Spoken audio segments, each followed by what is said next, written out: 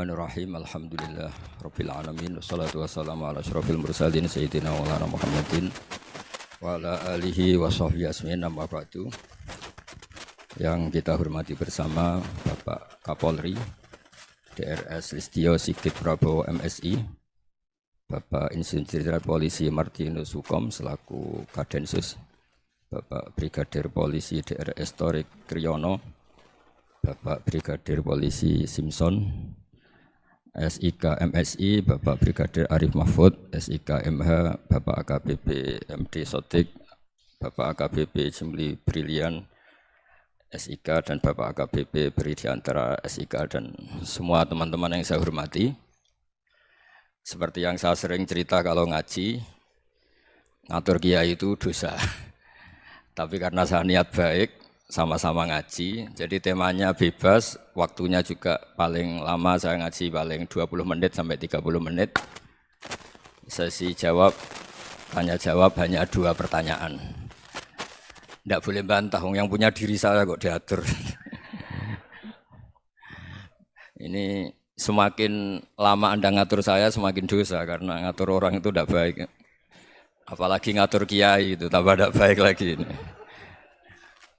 Iya toh, misalnya saya ke Jakarta, nelpon Pak Martinus, Pak sini, ya belum mesti bisa. Jadi ya sama-sama nggak mesti bisa kan.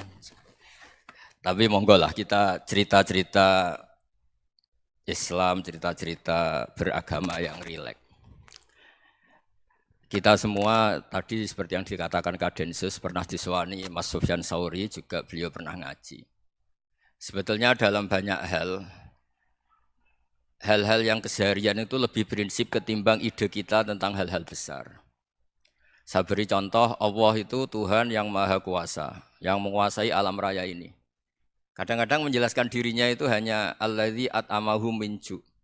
Saya ini Tuhan yang memberi makan kamu saat Anda lapar, saat kalian lapar.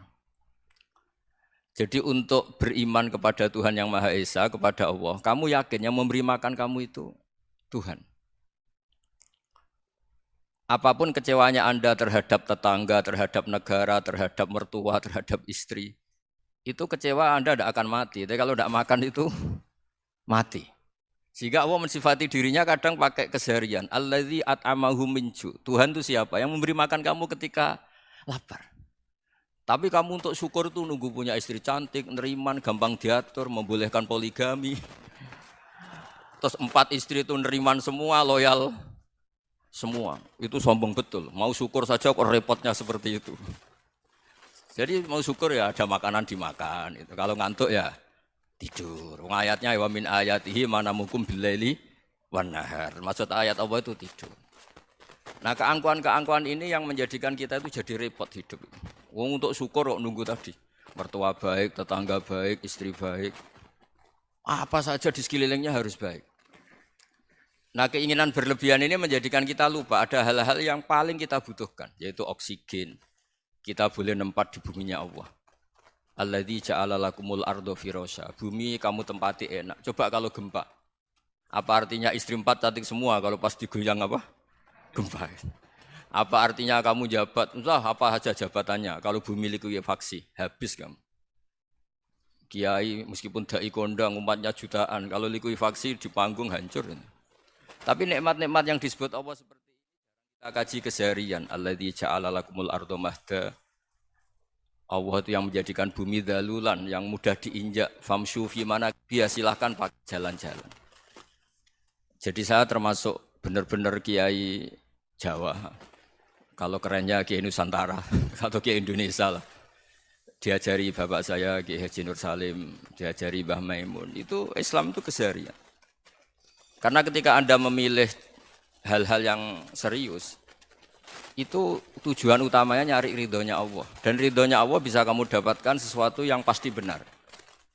Misalnya dalam sebuah hadis Sahih Muslim disebutkan, Innallaha la yardha 'anil 'abdi idza akalal akla fayahmadahu 'alaiha. Aw yashraba syarba fayahmadahu 'alaiha. Itu redaksinya inna itu sesungguhnya. La yardha juga pakai lam taukid, juga maknanya sesungguhnya. Sungguh-sungguh Allah sangat ridho ketika seorang hamba itu makan. Makan ketika sesuap nasi dia muji Allah, ketika minum seteguk nasi dia muji Allah. Itu kalau orang diridhoni Allah itu wali betul. Itu untuk jadi wali itu gampang. Kamu makan ridho, kamu nginjak buminya Allah ridho seneng, kamu hidup keseharian aman seneng. Nah ini supaya sampean kita semua lah, kita semua ngaji betapa panduan Rasulullah untuk menggapai ridho Allah itu banyak yang keseharian sekali. Saking kesehariannya banyak dalam hadis dan itu sahih. Nabi menyebut hal-hal yang keseharian. Hatta ma tas'alu fi imra'atika. Kamu punya uang, kemudian istri kamu bisa makan, itu ibadah. Bahkan sebagian ibadah itu dicontohkan Nabi yang akhirnya diprotes sahabat. Yaitu wa fi buti ahadikum sedekah. Kamu menggauli istri kamu itu ya sedekah. Sampai sahabat bilang yang benar ya Rasulullah. Ayati ahaduna syahwatahu wa huwa lahu ajrun. Masa urusan biologis, urusan syahwat kemudian dia dapat pahala. Nabi menjawab, alai salawadu'aha fi haramin akana alaihi wisrun. Bagaimana kalau dia meletakkan ke yang tidak benar itu kan dosa. Nah, hal-hal seperti ini yang saya ingin teman-teman semua lah, semua. Saya juga agak ingin ngaji demi Anda juga agak ingin. Itu dosa sekali ngaji kok pesanan kelompok tertentu itu enggak boleh. Islam itu untuk semua. Jadi ya cuma karena di depan saya jenengan ya seakan-akan jenengan korbannya. Itu ada ilmunya dalam usul fikih itu. Jadi orang itu harus ngaji usul fikih. Nama yang disebut, mungkin Mas Sufyan masih ingat zaman ngaji usul fikih. Nama yang disebut itu tidak jaminan sebagai prioritas perintah. Jadi misalnya gini, kebetulan yang di depan Nabi itu Abu Dzar.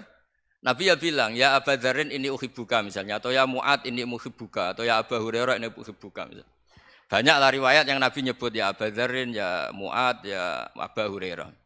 Kemudian misalnya Nabi meneruskan khitab, ini uhibbuka, saya mencintai kamu, fakul dubur sholatin, atau sebagian riwayat disebut fala tada'anna dubura kulli sholatin, Allahumma inni ala dzikrika wa syukrika wa husni ibadatik. Saya mencintai kamu, siapa saja, Mu'ad bisa, Abu Dzar bisa siapa.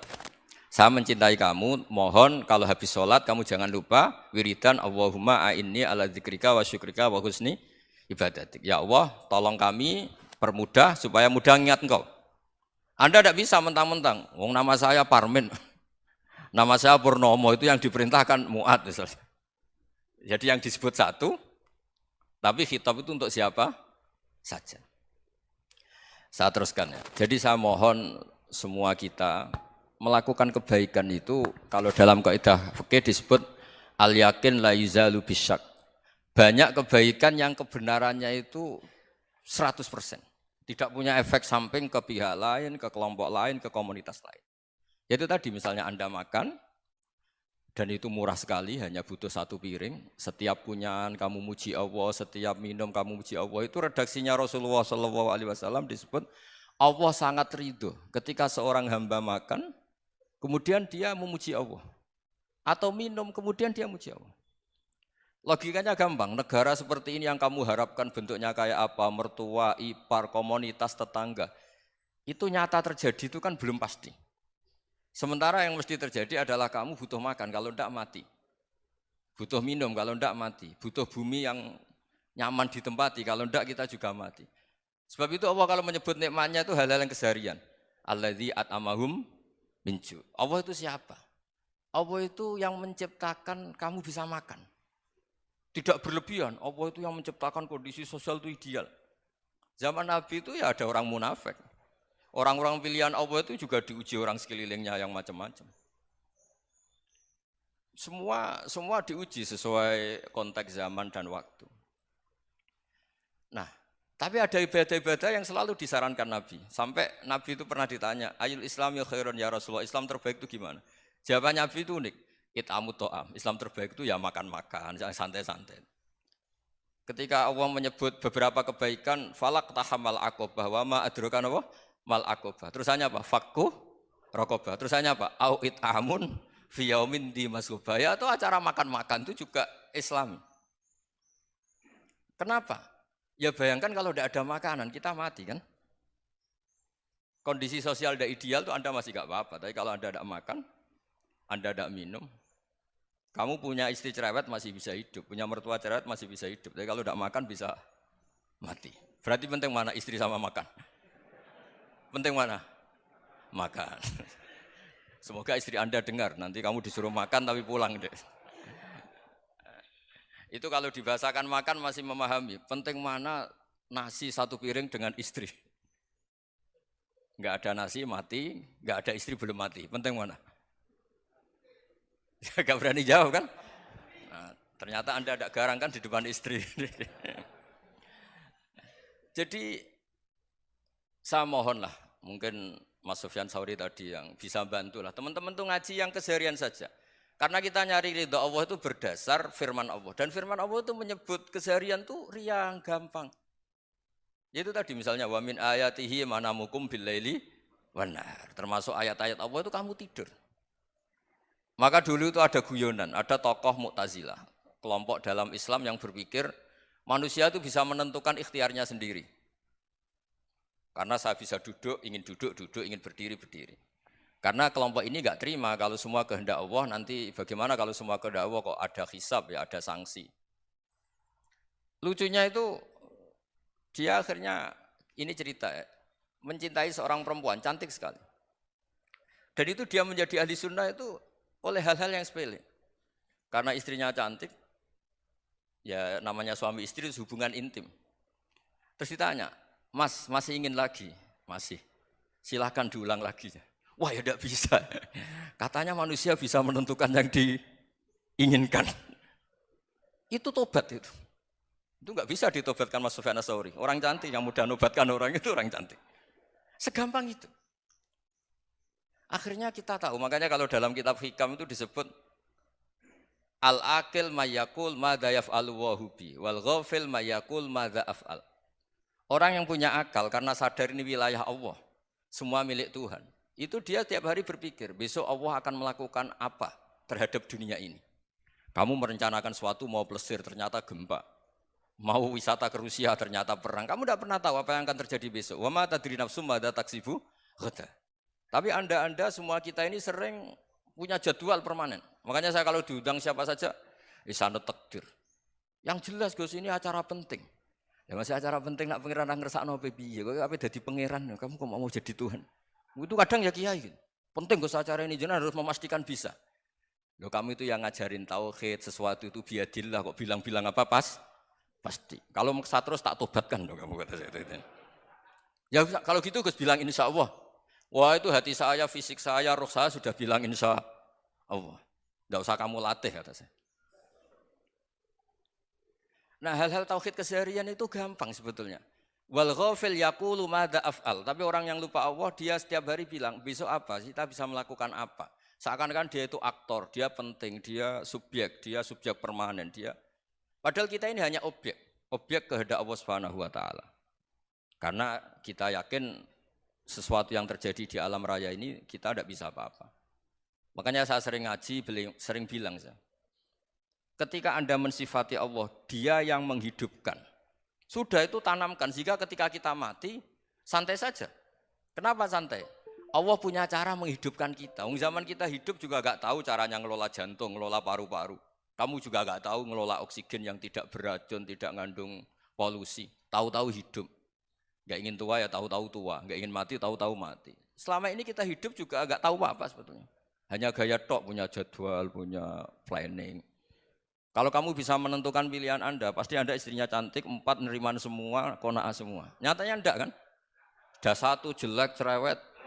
Wah itu kan, nyatanya enggak bisa apa-apa Anda kan? Dan kamu bawa mati lagi. Nah, itu kan, istri Anda juga gitu, punya keinginan, punya suami yang ganteng, yang jabat, yang neriman, yang enggak poligami. Ya enggak kesampaian juga. Kalau kita ngitung tingkat kegagalan kita itu gagal terus. Ya kan? Nah, terus ingat Allah, madza yaf'alu wa hubi. Orang yang punya akal selalu berpikir Allah itu menghendaki apa terhadap saya. Lalu sama-sama orang itu. Ngelihat orang yang serius, itu kata Anda itu pemikir berat, serius. Senang punya tokoh yang merengut karena kamu anggap serius. Tapi sebagian orang nganggap orang yang serius itu wong merengut, wong masam, wong muka kok ditekuk. Jadi sama itu hati ya muqallibal qulub tsabbit qalbi ala dini, karena kita enggak tahu cara berpikir kita tentang orang lain, tentang sekeliling kita. Misalnya kita orang baik yang jenis ngrumat fakir miskin. Ada orang bangun masjid mewah itu janggal. Apa artinya masjid mewah kalau banyak orang kelaparan? Tapi kalau yang jenis pendidikan apa artinya masjid mewah kalau tidak bisa ngaji? Nanti yang jenis infrastruktur apa artinya ini kalau semuanya punya sudut pandang yang berbeda-beda. Dan Islam mengapresiasi semua kebaikan. Tapi katakan semua kebaikan itu adalah kehendak Allah Subhanahu wa taala. Karena apapun baik Anda itu pakai fasilitas yang diberikan oleh Allah Subhanahu wa taala. Sehingga ini yang disebut qulillah tsumadarhum fi khawdihim yal'abun. Ya kembali tadi ke tema-tema bahwa keseharian Anda ini sudah Islami. Saat Anda tidak bisa melakukan apa saja. Saya sering ada jenazah, biasanya kalau tetangga meninggal saya sering disuruh ngelepas. Saya bilang orang ini baik. Karena sering ngelamun di rumah, sering nganggur di rumah. Ditanya sama anaknya, kenapa Gus nganggur baik? Ya kalau dia nganggur artinya juga enggak berbuat sesuatu yang maksiat kan? Ya kan, orang nganggur di rumahnya ya enggak bunuh orang, enggak maling, enggak korupsi, ya namanya nganggur di rumah. Lah cuma istri cara pandang nganggur enggak menghasilkan uang gitu. Tapi juga enggak menghasilkan kriminal kan? Jadi sebenarnya Islam itu makanya kalau sampai ngaji usul fikih itu ada kitab usul fikih namanya Lubul Usul, itu terkenal sekali di pesantren itu. Itu kalau ngapresiasi keseharian itu luar biasa. Izma min mubahin illa wa yatahaqqaqu bihi tarku haramimma. Karena keseharian yang mubah saat Anda lakukan itu ada kehebatan yang luar biasa, yaitu meninggalkan haram. Makanya dulu banyak orang-orang alim ketemu temannya itu guyon sampai semalaman. Itu biasanya yang semangat Islam itu kiai kok ndak tahajud, kiai kok ndak witir. Orang yang sedang mapan uangnya banyak, malam itu tidak kelayaban itu sudah luar biasa. Melawan nafsu supaya tidak maksiat itu sudah luar biasa. Supaya lupa guyon sama temannya semalaman sampai subuh. Gejolak-gejolokan ngenang zaman miskin, zaman kuliah nggak jelas, zaman apa. Melihatnya jangan tarkut tahajud. Seperti ini meninggalkan tahajud, tapi meninggalkannya ini talkul muharramat. Jadi kayak apa hebatnya? Sehingga Imam Ghazali punya riwayat yang agak unik. Hatta takuna ibadatu akhiri hadil ummah iku an-naum. Sehingga suatu saat ibadah terbaik umat ini itu tidur. Itu kan riwayat kontroversi. Ketika Imam Ghazali ditanya, kenapa iya? Kenapa kamu mulai keluar dari rumah itu sudah banyak maksiat? Melihat perempuan yang enggak mahram, melihat fenomena. Tapi kalau kamu tidur itu enggak melihat apa-apa. Tapi juga kamu jangan menganggap tidur itu ibadah betul. Saatnya melakukan fardu ain malah masih tidur. Tapi itu sudut pandang yang menjadikan kita Islam itu gampang. Jadi saat Anda tidak bisa aktivitas apa-apa, misalnya ada beberapa orang yang lumpuh. Lumpuh itu memang nggak bisa Jumatan, nggak bisa ibadah, tapi dia juga nggak bisa maksiat.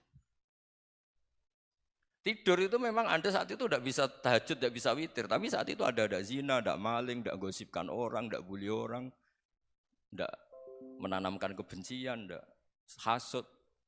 Sehingga tidur menurut Allah Ta'ala wa min ayatihi manamukum billaili apa? Wan-nahar. Karena di tidur itu selain ada unsur istirahat, jaga kestamina, juga ada unsur meninggalkan beberapa keburukan. Nah saya mohon ibadah yang keseharian ini kita jaga. Supaya kita semua baca ayat itu fasih. Fasih itu tertanam di hati. Allah itu siapa?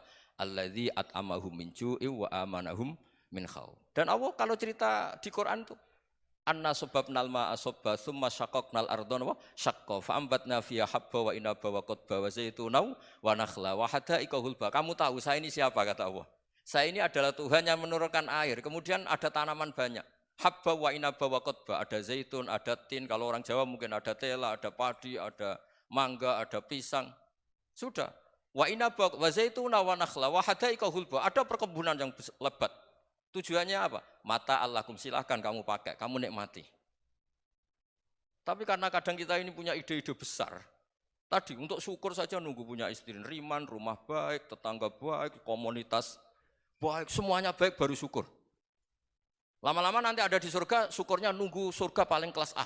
Itu sudah ada yang menghuni Rasulullah, kamu nggak boleh di situ. Masa untuk syukur saja? Repotnya Masya Allah. Jadi mohonlah Quran yang kalau Anda hafalkan juz sama itu kan ada ayat-ayat yang kayak tadi. Ya, fal yang dzuril insanu ila ta'ami. Coba lihat apa yang kamu makan ya? Dari mana? Dan untuk mempertahankan hidup kamu keseharian. Jadi jangan kira ibadah itu harus membentuk komunitas yang versi Anda, Ibadah itu harus yang hal yang mulu-mulu. Kesehariannya Anda alami. Loh ini saya tidak bikin-bikin. Saya ngaji bukan karena berdasar pesanan. Itu ayat yang saya baca kan betul ada ayatnya kan. Fal yang dzuril insanu ila tu'ami. Anna soba penal ma'ah sobba. Thumma syaqaqnal ardo syaqqa. Fa'ambasna fiya habba wa inabau wa qodba. Wa zaitunau wa nakhla wa hadaiko khulba. Terusannya apa? Mata'al lakum. Silakan kamu nikmati. Mata itu silakan kamu nikmati. Ya kayak sampean dikasih hidangan ya makan. Ya sudah makan, habis makan ya minum, habis itu ngantuk ya tidur, ya sudah normal-normal saja. Kayak apa indahnya Islam? Tapi Anda mencari Islam yang gimana lagi? Nah itu yang diajarkan guru-guru kita, diajarkan sanad kita sampai Wali Songo, sampai Rasulullah SAW. Bahwa pada akhirnya ada jihad, ada perang. Itu dulu memang perang, bukan membunuh, beda. Dulu kita dijajah Belanda ya perang dan itu normal karena kita dijajah. Jadi ketika orang lain ingin baik sama kita, wa in ahadum minal musyrikin astajaroka ya fa'jirhu hatta yasma'a kalam Allah. Kalau mereka ingin baik ya kita baik. Makanya ada istilah mustakman, mu'ahad. Kalau mereka ingin damai, berdampingan dengan kemajmukan ya itu yang lebih baik. Karena memang Islam menghormati proses perdamaian. Wa in janahu lis-salmi ya fajnah lah. Kalau ingin damai ya kita harus damai. Jadi, andai kan dulu Belanda datang ke Indonesia kok minta besanan. Gitu. Ya mungkin kita juga senang karena memperbaiki hidung kan, kalau minta besanan. Gitu. Nah tapi wong jajah dulu itu kan masalah kan? Apa? Masalah kan? Jadi saya mohon, jadi apa? Saya tadi minta sama Bapak Kadensus kemarin juga pernah main ke saya. Jangan sering ketemu saya ini sudah uzlah, saya ini sudah mau daftar jadi resi. Saya itu kemarin di muktamar juga agak datang, acara di Jogja juga sudah. Karena memang keluarga saya dulu itu bahasa ya, bapaknya bapak saya itu enggak keluar rumah itu puluhan tahun, memang punya adat uzlah. Ya makanya ngaji saya ngaji aja yang gampang-gampang aja, yang enggak orderan, yang enggak pesenan ngaji aja dulu yang gampang. Saya ikhlas, yakin betul saya ikhlas. Ikhlas itu menurut saya itu roh. Orang enggak ikhlas menurut saya itu orang aneh. Ikhlas itu gampang, sudah saya bilang. Kalau kamu yakin ilmu itu milik Allah, ngasihkan juga ikhlas itu milik Allah. Apa sih yang kamu punyai sehingga kamu tidak ikhlas? Uang milik Allah, energi kita milik Allah, bumi milik Allah. Kemudian kamu merasa memiliki. Merasa memiliki itu kalau dalam ilmu tasawuf sudah kesalahan kan. Bagaimana Anda punya? Coba tahu-tahu tanah itu kok milik Anda. Karena saya beli, Gus. Saya beli dari orang, dari Zaid. Padahal yang asli punya itu Allah. Apa benar kamu pernah beli sama Allah? Zaid ini pemilik nisbi, pemilik yang enggak sebenarnya kan. Ya enggak? Yang benar-benar pemilik itu Allah. Kok kamu ngerasa itu bumi kamu itu atas nama apa? Coba. Milik kan harus beli atau dikasih. Enggak semua kan? Nah, makanya terus famshu fi manakibiha dan Allah menyebutnya, sudah saya ini yang menciptakan bumi. Waladzi ja'ala lakumul arda dalulan. Dan Allah menyebutnya sederhana, famshu fi manakibiha, silakan jalan-jalan. Terusannya apa? Wakulu mirizki, silahkan makan-makan. Jadi Islam itu ya makanya kiai-kiai itu ada acara makan, sampai ada guyonan fikuli makanin makan di setiap tempat ya makan. Nggih ngoten guys, pokoknya sing gampang-gampang mawon nggih. Nggih Mas Sufyan nggih sing gampang-gampang mawon nggih. Assalamualaikum warahmatullahi wabarakatuh.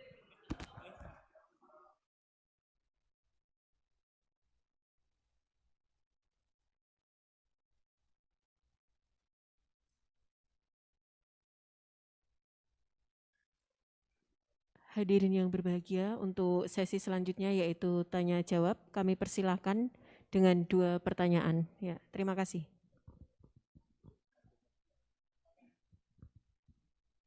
Mohon sebelum mengajukan pertanyaan untuk menyebutkan nama dan asal. Terima kasih.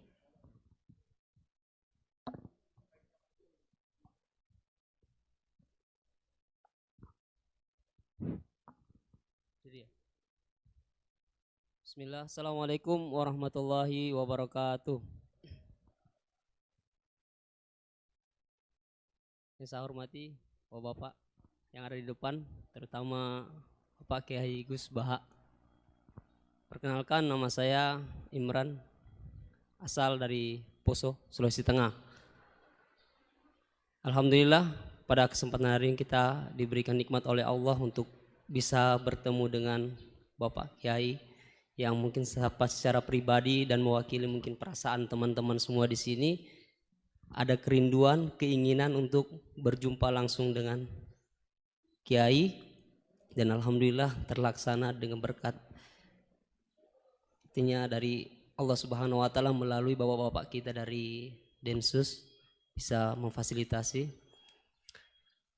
Pak Kiai, yang pertanyaan saya, kita ini kan teman-teman ini bahasanya ex napiter, pernah masuk dalam kesalahan kebencian terhadap negara. Bahkan di antara kita ini ingin membentuk negara sendiri. Ya kan? Apalagi kami dari Poso terutama MIT, Mujahidin Indonesia Timur, itu pengen bentuk komunitas bahkan negara di Poso. Gitu loh. Artinya ada kebencian-kebencian. Nah, bagaimana? Karena kami dulunya punya doktrin negara ini negara yang togut, gitu loh. Negara kafir yang wajib untuk kita perangi, kita musuhi, dan orang-orang yang berkembang kita, pokoknya kita basmilah sampai tegak negara ini, negara Islam versi kami saat itu. Nah, mungkin ada pesan atau ujangan nasihat untuk kami ini untuk semakin kuat, ataupun ada kisah-kisah ataupun ayat-ayat yang menjelaskan bagaimana kita itu harus sungguh-sungguh mencintai negara kita yang kita cintai ini. Kemudian yang kedua Pak Kiai, terkait masalah ihsan ini seperti apa? Karena mahwal Islam, mahwal iman. Nah, ihsan ini kita mungkin yang belum terlalu kami pahami. Apa itu ihsan yang kata Nabi, anta'budullaha ka'annaka tarahu fa illam takun tarahu fa innahu yarak. Mungkin ada penjelasannya Pak Kiai, Gus. Mungkin hanya ini yang dapat saya sampaikan. Assalamualaikum warahmatullahi wabarakatuh.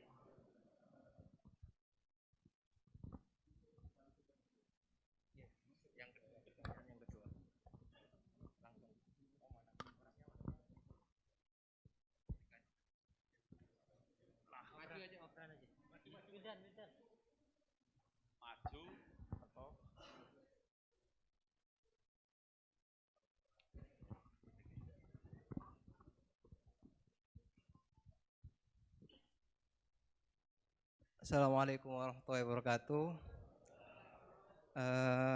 Nama saya Wildan dari Malang. Alhamdulillah hari ini bisa bertemu dengan Gus Baha yang memang dari saya waktu di dalam udah ngikuti YouTube-nya pada masa itu. Dan di sini Gus mungkin terdiri dari banyak saudara-saudara kita yang dari berbagai tempat, berbagai karakter dan berbagai sifat. Nah, yang saya ingin tanyakan, bagaimana kita memupuk konsep persaudaraan tanpa memandang kepentingan duniawi. Karena kebanyakan dari kita bersaudara karena kepentingan, bukan bersaudara karena ya kita adalah saudara. Terus kemudian yang kedua yang ingin saya tanyakan itu, kita hari ini adalah mengalami degradasi moral yang luar biasa. Akhlak, sopan santun nyaris sedikit demi sedikit hilang. Nah, bagaimana cara kita untuk memupuk agar generasi kita selanjutnya tetap berakhlak, beretika terhadap yang lebih tua ataupun kepada sesamanya ataupun kepada yang lebih kecil. Mungkin sekian dari saya. Assalamualaikum warahmatullahi wabarakatuh.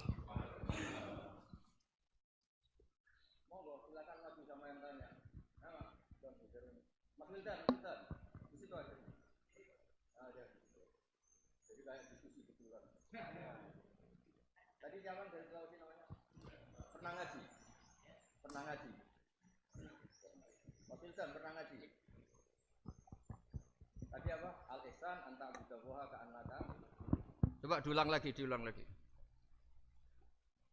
Al-ihsan Al-ihsan anta anta'budallaha ka'annaka tarahu fa illam takun tarahu fa innahu yaraka. Oh ya bagus, masih bisa dibenarkan. Ya bagus, masih ingat. Namanya siapa tadi? Imran. Imran. Ya. Memang orang sana kalau baca Imran apa Imron gitu. Dari sana Bugis Imran, jadi orang sana nggak pakai ro. Pakai- Kalau orang ro, jadi Oh. pakai ra. Kalau ainnya Ain pakai ain. Ah. berarti apa? Imron gitu. Ya kalau sana tulisan KTP Imran. Imran.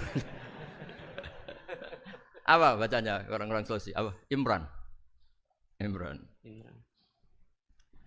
Bismillahirrahmanirrahim. Ya yang rileks saja ya. Saya pernah ketemu orang yang pakaiannya itu ndak mungkin kalau orang syariat bilang ndak syar'i lah.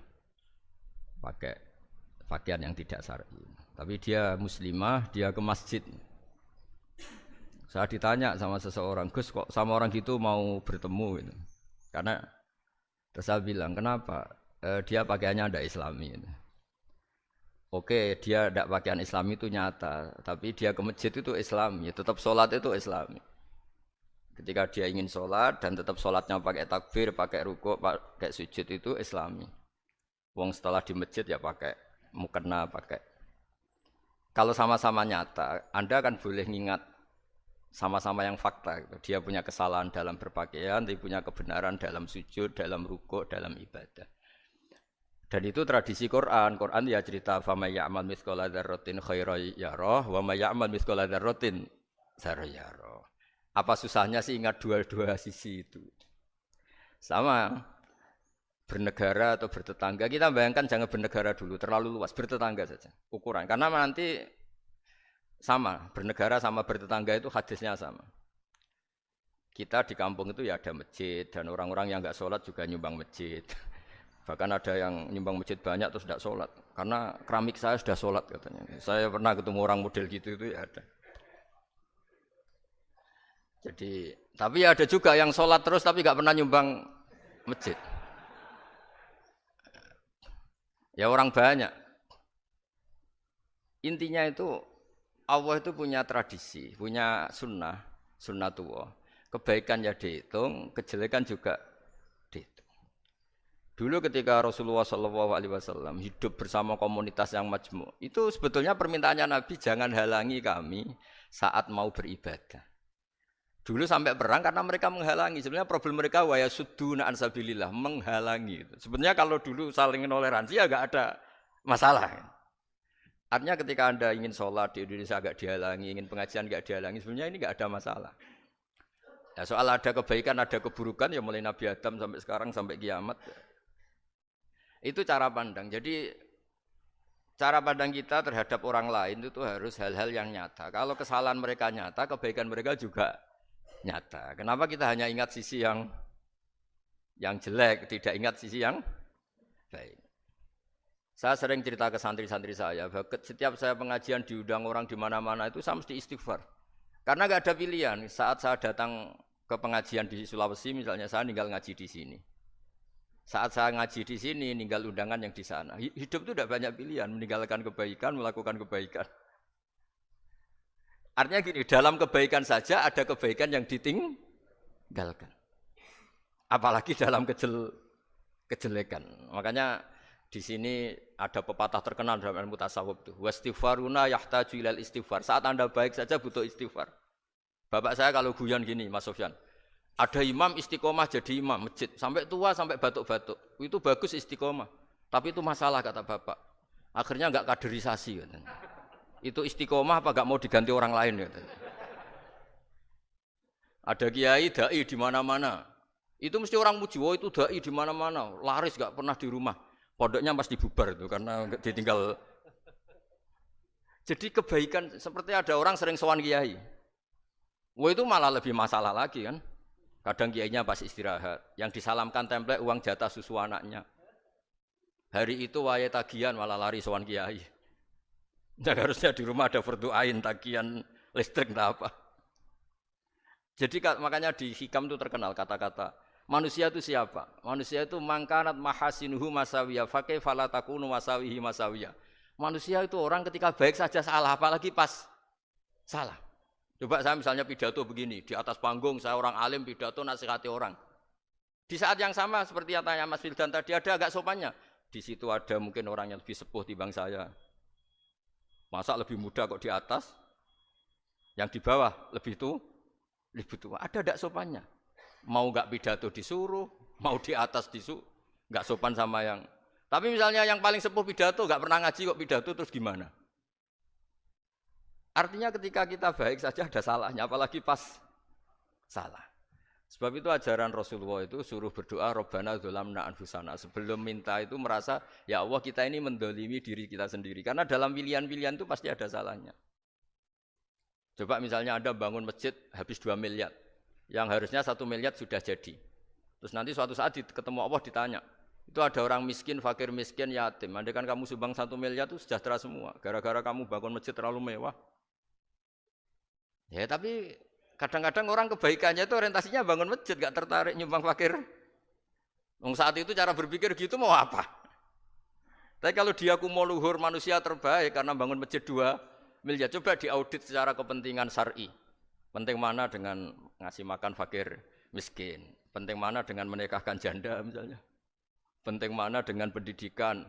Apa artinya masjid mewah orang nggak tahu halal haram, nggak tahu najis, nggak tahu cara sesuci, nggak tahu cara adzan yang benar.